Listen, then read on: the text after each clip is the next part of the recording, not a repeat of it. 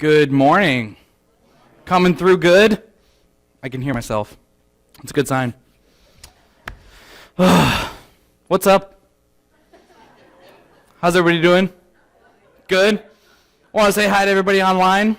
All you hip people are too cool to come to church.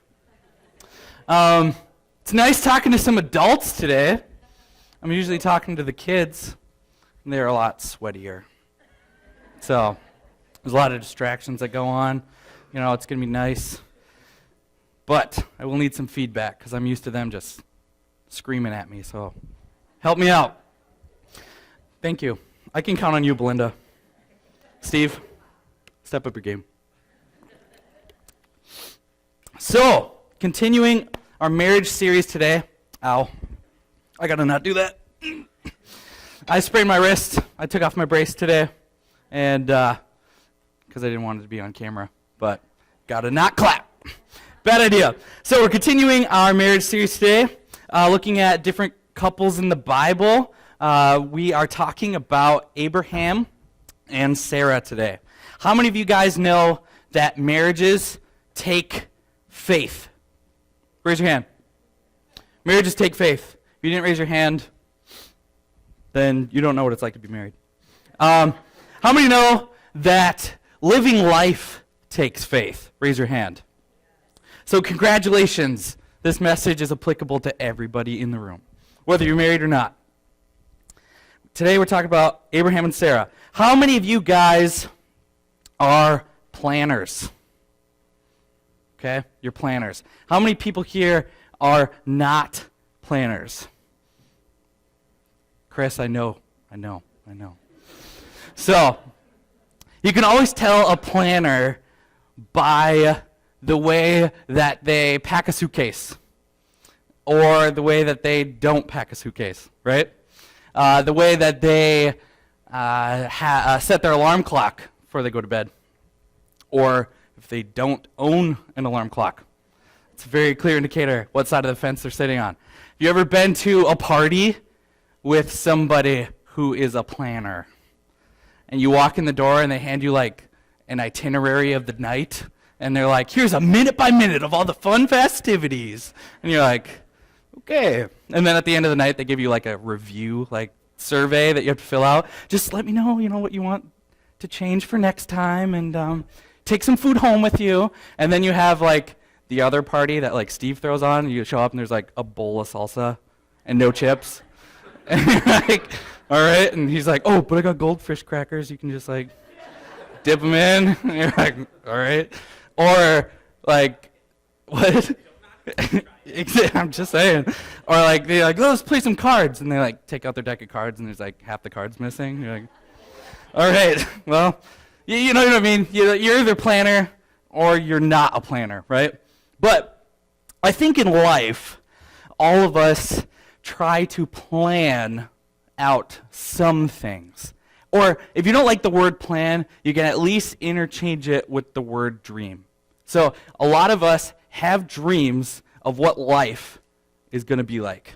Or we have dreams of what we want life to be like when we get older. And when I was a kid, and I know all of us were kids, I used to dream about being an entomologist.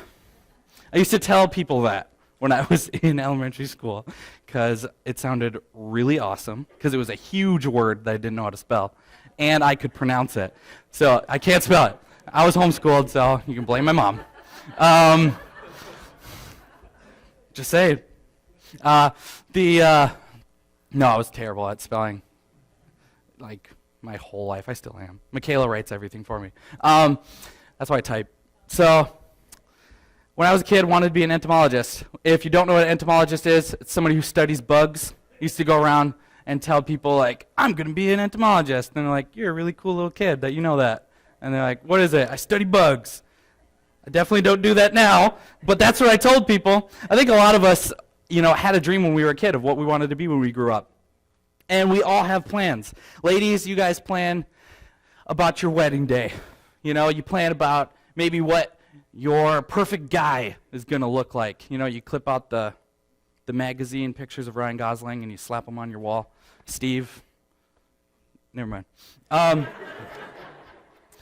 And you pick out your college that you want to go to. You pick out maybe what major you're going to go into. You pick out maybe if you're a guy, you're picking out your favorite car that you want when you get older. 1970 Dodge Challenger RT Hemi, 426 cubic inch engine, purple, metallic purple, black pinstripes, matching black leather interior. You know what I mean? Hard top. Lord, bless me. Somebody. We all plan. We all have plans. And once again, if you don't like the word plan, interchange it with dreams. But how many of us know that plans don't always go according to plan? Sometimes things just don't work out the way that we hoped. And it's just like if you've ever gone on a camping trip and you forget something. Anybody ever done that? That's the worst. It's like, because you get all the way out there, you're super excited, and then you just forget everything, like everything. And, that's why you always bring a woman along, because they always overpack, and you're like, you know what I mean? What?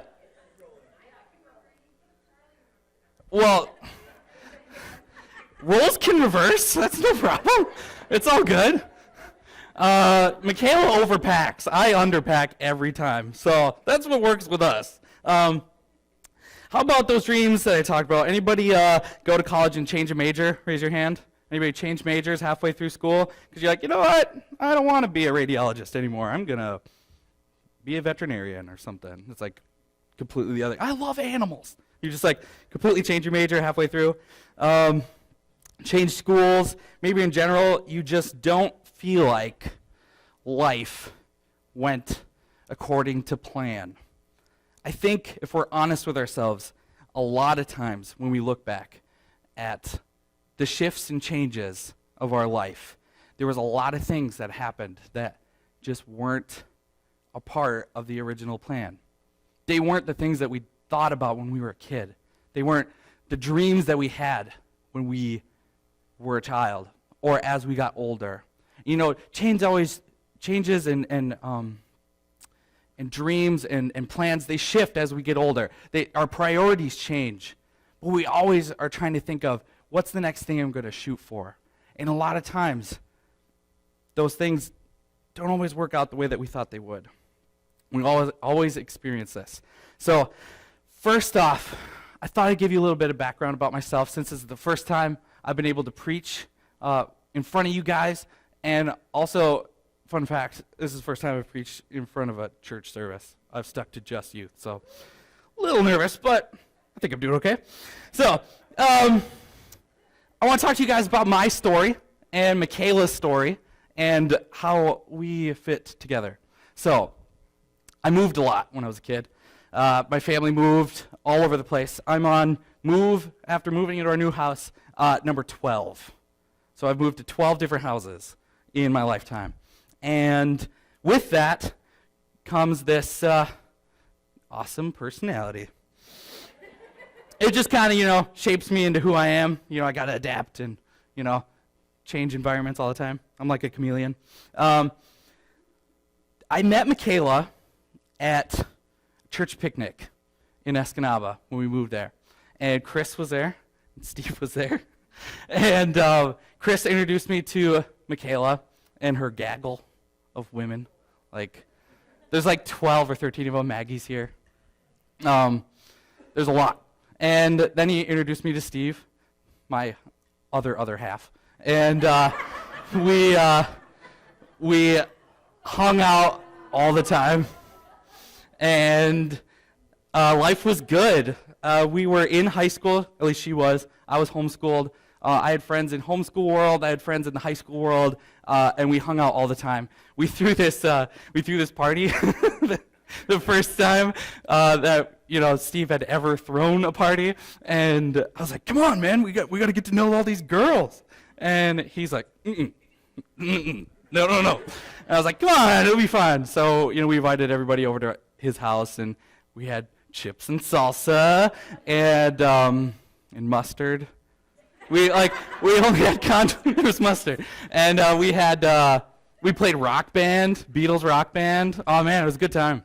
And after that, we just kept hanging out. Michaela and I hung out. We went to youth group together.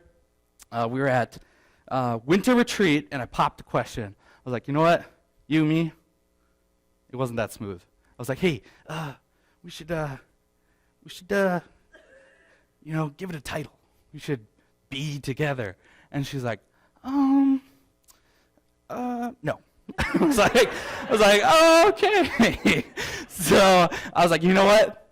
Every man's ever told me to, you got to keep going. You got to keep pushing forward. So I was like, hey, it's like a couple days later. I'm like, I'm real patient. I was like, we should make this the thing. And she's like, And I'm not joking. I asked like 4 more times. And she said no. And I was like, that's it. This woman is ridiculous. So I just gave up. So she ended up calling me, and she asked me out. She's like, I've been thinking about it and whatever. And she's like, I really do like you. We should get together. And I was like, nah. I was like, I don't need you. No, I didn't say that. I was like, yeah, that's awesome. So, there I am. Isn't that awesome? Look at that. Wow. I was gorgeous. Look at those eyebrows. Oh.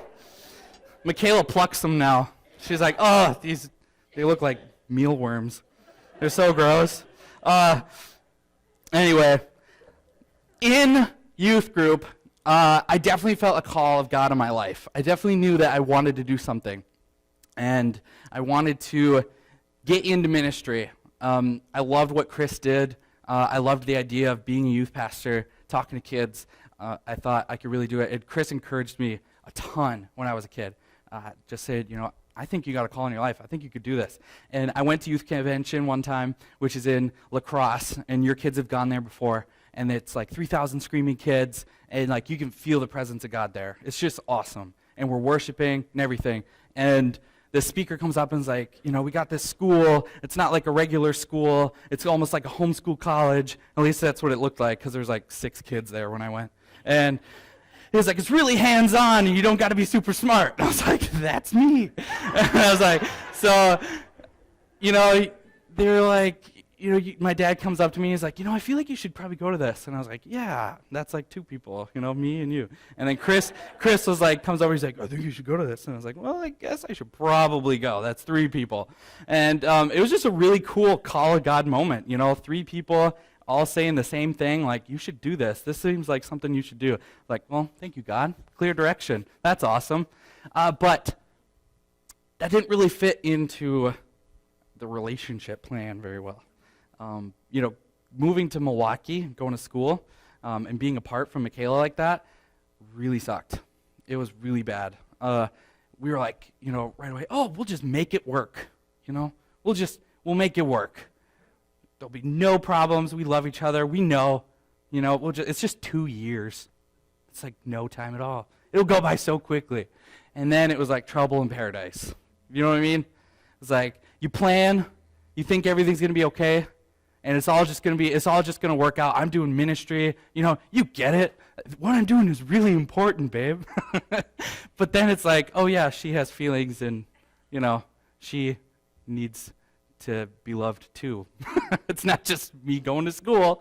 So it was hard. We had to really work at it. And there were some fights and some points of contention and some days where you just go to sleep at night like, God, I thought this was supposed to be, Like, I really feel like she's the one. And she's telling me that she can't do it anymore, that this is too hard. And I'm like, it's hard for me too. I'm like, I don't know if I can do this either.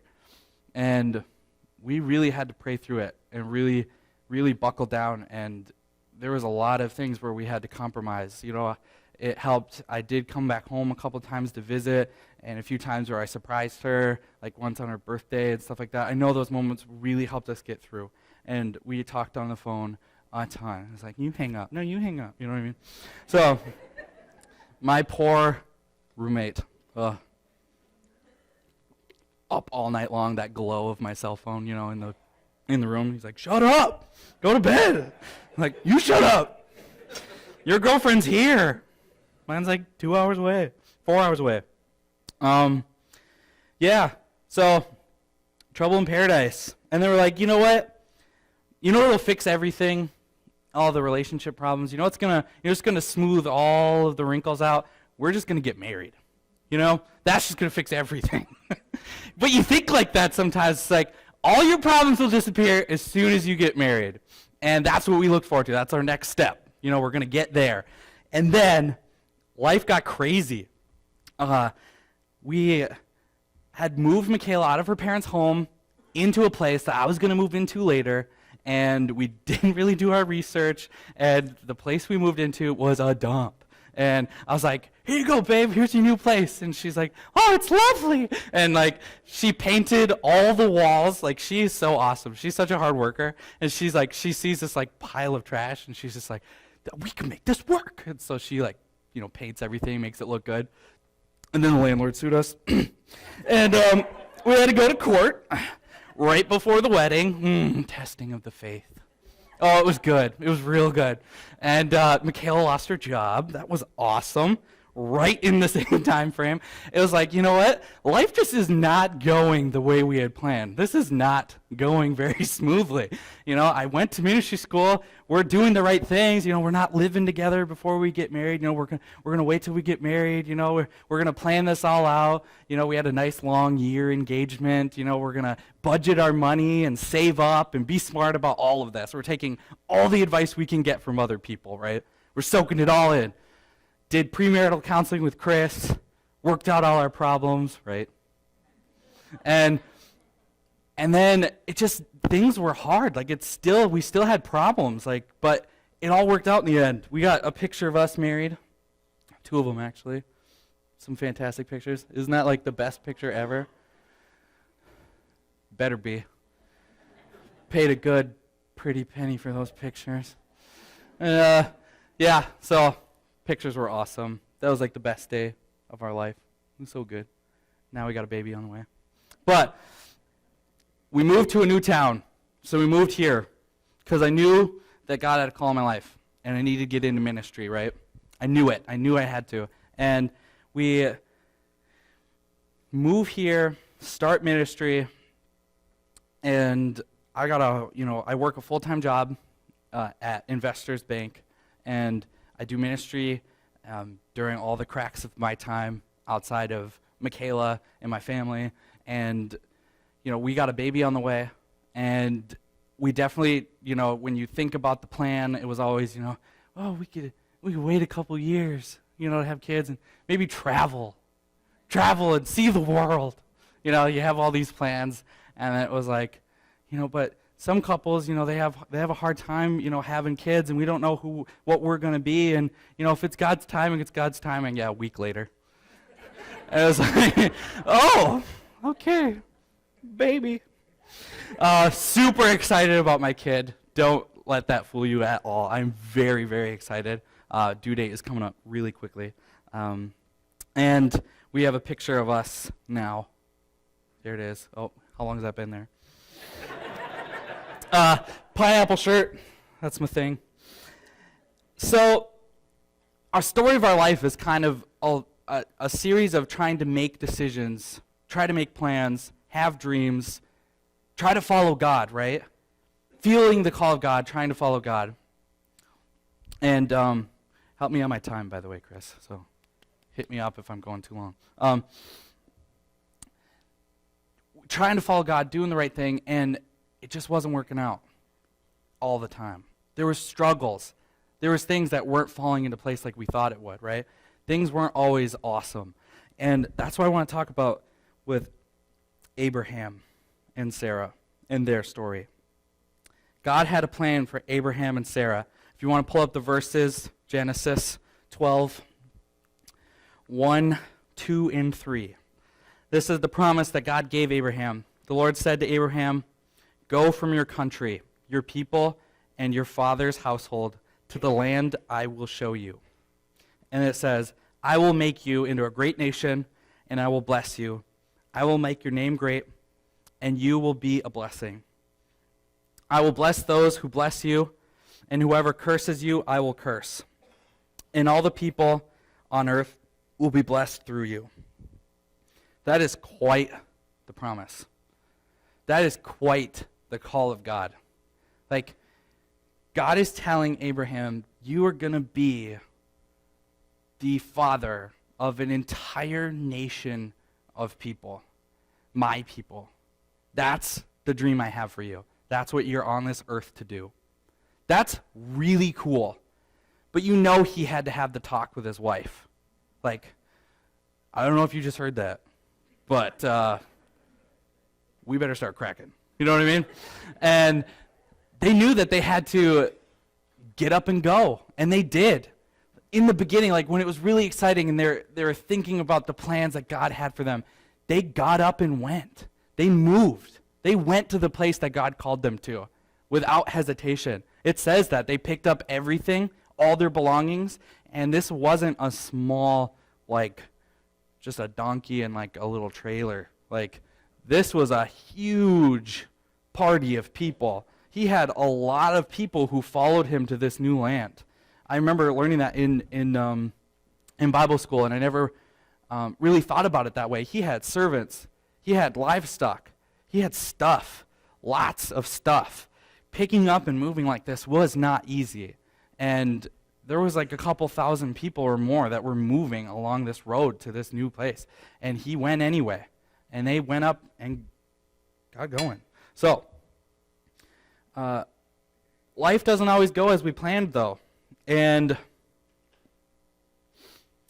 the thing about Abraham and Sarah is that when they got to the new place and the call of God was still on their life, and they thought about it, and they tried to plan, they tried to get this ball rolling, you know, let's start having kids.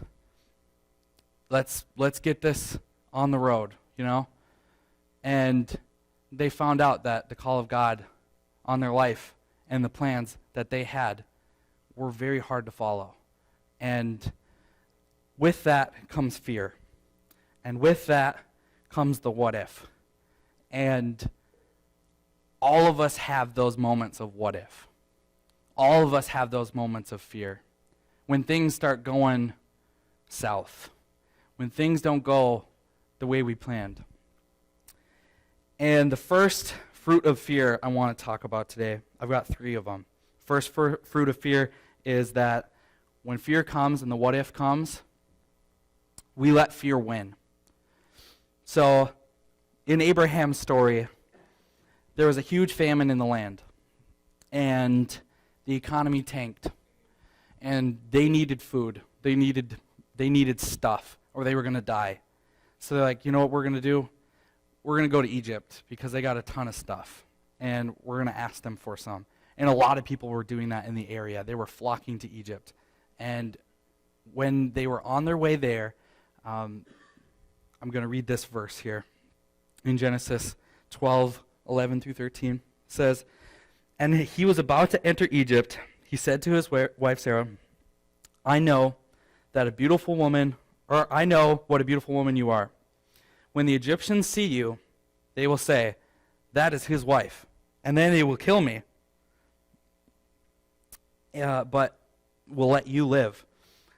Say you are my sister, so that I will be treated well for your sake, and my life will be spared because of you. So, Abraham is telling Sarah, pretend to be my sister so they don't kill you, right? It's kind of weird. It's very weird. It's odd. But in the time, the Egyptians they would kill people that had, smoking hot wives. That's why I never would have went to Egypt if it was back today. They would have killed me, like one toe over the border. They'd be like, look at her. It's weird because you can see where the problem is in this. God had this call. He had this promise for them that they are going to have this huge family and this entire nation below them from their bloodline. It'd be kind of difficult for them to live out that promise if one of them was dead, right? It'd be kind of difficult for them to have kids if he was dead or if she died. And a lot of times when we think about the direction we take in our life, God gives us these promises and we fall victim to fear in the details. We fall victim to the promise of God and being fearful of the outcome of taking steps of faith. Because we go, well, what if this is going to happen? What if they kill me and you live? This is a promise from God. This is a promise from God himself to them, a covenant between the two of them, that I was going to make this nation based off of your bloodline. But when circumstances come, when things seem difficult, when the fear creeps in, we make rash decisions. Sometimes those decisions are very sinful, and they create repercussions throughout our life. And that is the second fruit of fear, and it's getting ahead of God's plan. When we fear the unknown, when we ask the what if, sometimes we get ahead of God's plan. And that's what they did. Because Abraham and Sarah, later on, they looked at themselves and said, we are getting old. Like, Abraham was over 100 years old. And Sarah was very old as well. And they had been trying to have kids for a long time. It said 30 years they tried to have kids. And at the time, in their day, they just decided that, sorry, but she's barren. She's never going to have kids. And you're too old to help either. Neither one of you are. And you just got to face facts and suck it up. It's just not going to happen. And you know how that must felt for them, being that patient. When I go to the mall with Michaela, I am a very patient man. You can ask her if you don't believe me. I go and I will walk for hours through that mall, carrying her stuff, sitting on the bench. She's like, what about this one? Does this look good? Like, yeah, this looks awesome. Looks so good. Just how much is it? That's always the question when you go somewhere. It's like, it looks great. It all looks great. Just tell me how much it is, please. But, patience like that is different than waiting 30 years for something. And you can see the testing of that faith because they lost faith. And that's when we get ahead of God's plan. And that's exactly what Sarah did. She says to Abraham, Abraham, this isn't happening. We're old.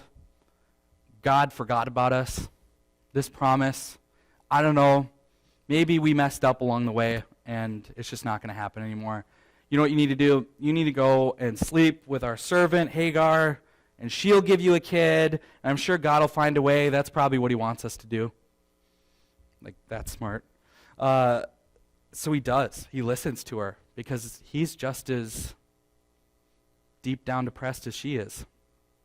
So he's like, you know what, fine, I'm going to go be a man about this. Sleeps with Hagar. They have a kid. And what they thought was going to fix the problem didn't fix the problem. When they got ahead of God, it didn't solve anything. It created more problems for them. Because now Sarah resented Hagar. Sarah resented this child to the point that they kicked them out completely. And God's heart must have been broken in that moment. They caused these ripple effects, these consequences because of their actions, because of the choices they made, because they wanted to get ahead of God. And we have to be careful of that. The last thing, the fruits of fear, is that we think God's promises are for other people and not us. When the fear comes in, when the doubt comes in, we're like, this isn't me. This is somebody else. And you can see that in this story. Because the next thing that happens is that God sees that they're losing faith. He knows that they're not making it. They're making these decisions out of fear. So God gives them a very specific word. And he's like, you're going to have a son. I promise. You will have a son. And from that son will be born this nation. And you can tell that they were in this place of fear, in this place of thinking that this promise was for somebody else and not us, because of the way that they responded. And the way that they responded was laughing at God. When he says, you're going to have a son, they laugh at him out loud.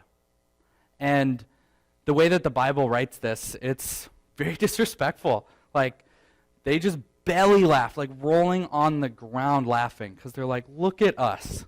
Look how old we are. This is not going to happen. We have been trying for 30 years or more. This is not going to work. You forgot about us. But they had to talk about it. They had to realize that there's something that clicked. That moment where they decided, you know what, we're going to give this a chance. We're going to give this a chance, and if God is real, prove it.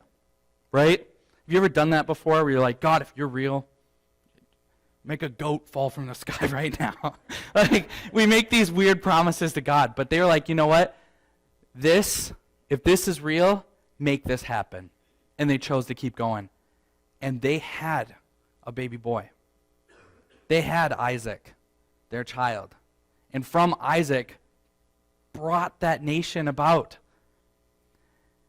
So, you have these three fruits of fear. And that's when it comes down to, so where's the hope? What do we do with this? When we have those what-if moments, when we doubt God, when the plan seems like it's not clear, when we may have thought we had a plan at one point, or there was a call of God at one time, but where is it now? If you've ever had any of those moments, there's a few things that I'd like to speak about here. Great marriages require faith, but we all fall victim to fear. We all do this. So that being said, some of you need to hear this, and this is kind of the main point I want you to take away, and that's faith is not perfection. It's perseverance. A lot of times we forget that. Faith is not perfection, it's perseverance. Sarah and Abraham messed up a lot on their journey. But it was a journey. It's full of ups and downs, highs and lows, through their whole relationship. The testing of their faith as a couple must have been just enormous. The fact that they stayed together that entire time, through all of that, through all of God's promises, is crazy. And I know there's people in this room who have stories like that. We made it through A, B, and C. And we're bigger and better and stronger on the other side. But when these what-ifs come and our faith is tested, sometimes we mess up. We make mistakes that we can't take back, and there's consequences for them. And I know, and because I've done this before too, where you're like, I've blown it. That's it. Like, I'm not going to make it past this. I ruined God's plan. There's nothing I can do now, and that's it. Even in marriage or in relationships, like, I've messed up too many times. You know, Joey, you don't know how far apart we are. Or, Joey, you don't know how much we fight. Joey, you don't know how far away my kids are from God. I've messed this up. You know, maybe there was a plan at one point. There was a dream we had a long time ago, but it's gone now. And we're never going to get it back. Have you ever stopped to think about, this is God's plan? The journey you're on right now, in all of its ups and downs, the crazy failures, the super high highs, they're all part of this journey. How boring would a book be if the person just got what they wanted the entire time? You know, if you ever watched The Lord of the Rings or you read the books, like, I'm going to go nerd here. Or if you ever watch Star Wars, like, every great story has a beginning, middle, and end. Man, those kids are having fun. Jeez, what are we doing? Sorry, ADD.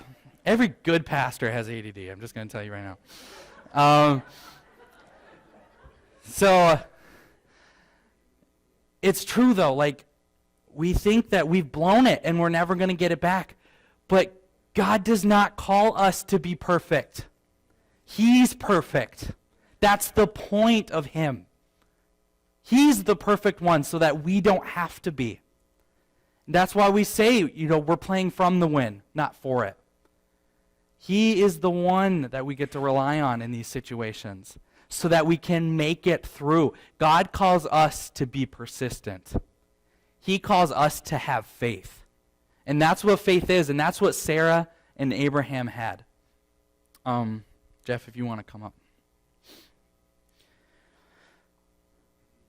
The cool thing about Abraham is that he was remembered for his faith. Abraham and Sarah, when they talk about him in the New Testament, he's remembered for the faith that he had. Because the story of Abraham and Sarah doesn't end with just them having a kid and then they live a hunky-dory life and they just move on. God calls Abraham and Sarah to one last test of faith. And they take Isaac up to a mountain, and God asked them to sacrifice Isaac on an altar to God, to give back to God what God gave them. And can you imagine that? Like, through their life story. And they've been waiting and waiting and waiting and waiting and waiting and waiting and waiting and waiting for this little kid. And then he grows up, and God's like, okay, you were faithful. That was really good. Now give him back. I want him back. And he's like, you like, of course, of course that's what you want me to do. But he does. Through all these testings of his faith, he realizes, at this point, this is my chance to be faithful again. Like it did when I got up and went. I'm going to do it again. I've learned my lesson. He gave us the kid. I'm going to give him back. He takes Isaac all the way up that mountain, prepares the altar, gives this nice little speech to Isaac, and Isaac's like, it's okay, Dad. I understand. Like, it's just ridiculous, this story. And then he's literally there with the knife. And he's like, plunging down. He's like, all right, if I'm not supposed to do this, you better do something right now. And he does. God stops him right there. An angel comes in and is like, whoa. Okay, we say that you meant it and you were going to do it. And God's very proud of you for that. And this goat comes out and they sacrifice the goat instead. And he promises to God and thanks him and worships him.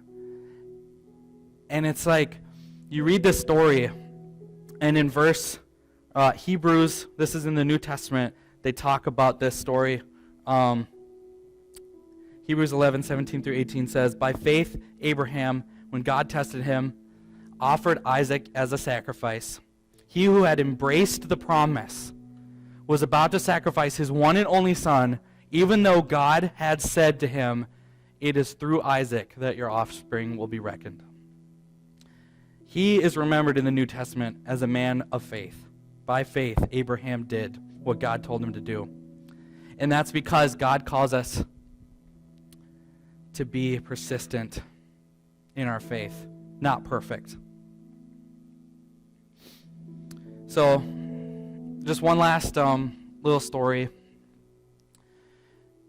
When you think that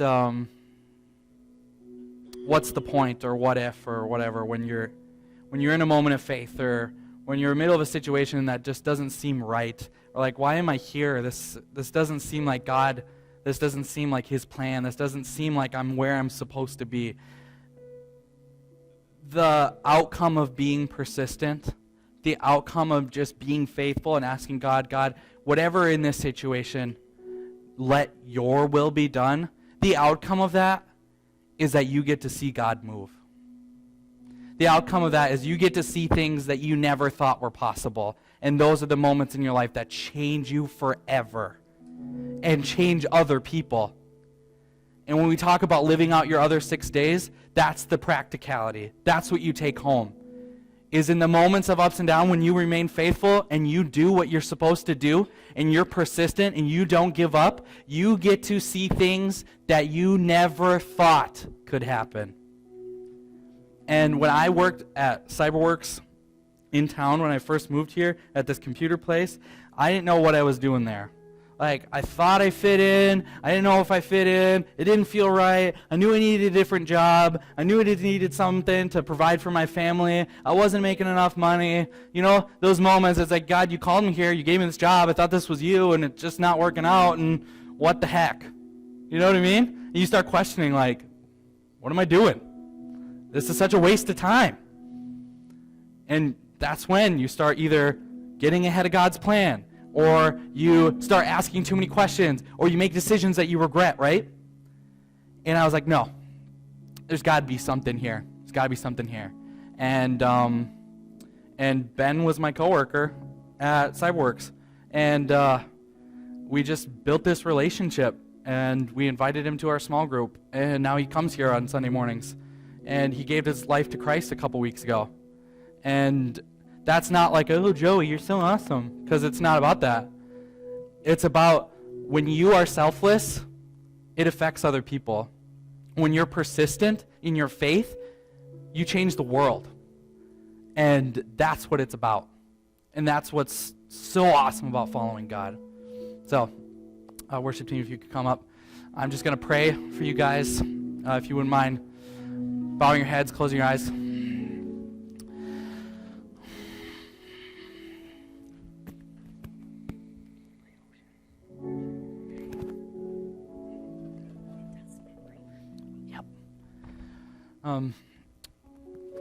First, I just want to give an opportunity first, with your heads bowed and your eyes closed. If anybody here has not asked God to be everything for them, if you are here and you have not asked Jesus to guide your life, to live by faith, to be under his blood covering, I just ask you right now to raise your hand. I would love to pray for you. If that's you today and you just need Jesus, you need to hand over your life to him, just raise your hand. Thank you. Thank you. I see that. Thank you. I'm just going to pray.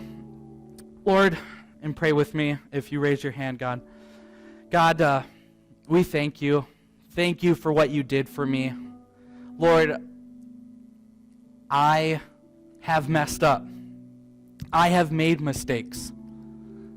I have walked away. I haven't lived by faith like I should. But God, I recognize that I need you in my life. And I accept you, God, as my Lord and Savior.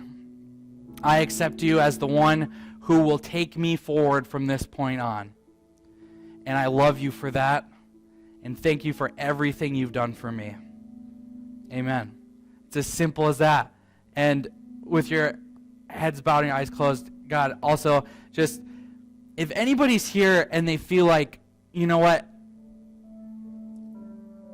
in my life, in my marriage, in my relationships, in the way that I do things, you know what, I haven't given up everything to God. I'm not consistent in being persistent. I am not living a life of faith, and I need help. If that's you this morning, just raise your hand. Thank you. Thank you. Thank you. It sounds cliche, but a lot of times it just is admitting that, you know what, I need help. I can't do this on my own. And I'm just going to pray for you.